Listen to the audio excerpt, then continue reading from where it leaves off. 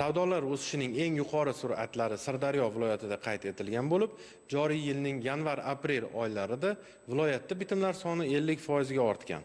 Andijon viloyatida o'sish 42% ni, Toshkent shahrida esa 46% ni tashkil etdi.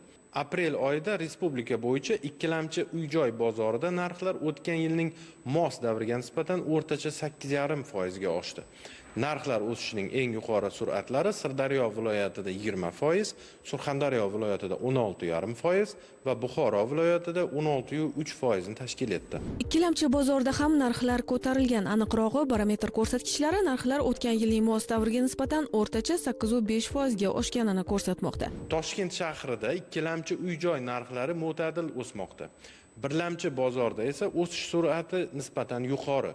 Yillik hisobda ikkilamchi uy-joy bozorida 1 kvadrat metrning o'rtacha qiymati 6,1% ga oshdi. Birlamchi uy-joy segmentida narxlar o'sishi ikkilamchi bozorga nisbatan yuqoriroq bo'lmoqda.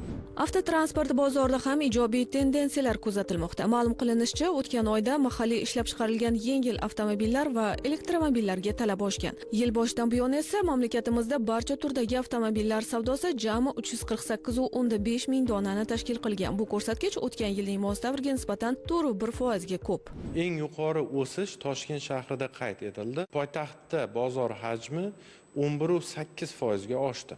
Aprel oyida yangi yengil avtomobillar savdosi 24,9 ming donani tashkil etib, o'tgan yilning shu davriga nisbatan 3,6% ga kamaydi.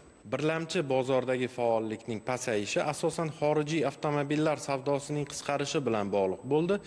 Aprel oyida yangi xorijiy avtomobillar savdosi taxminan 3,6 ming donani tashkil etib, o'tgan yilning shu davriga nisbatan 32% dan ortiqqa kamaydi.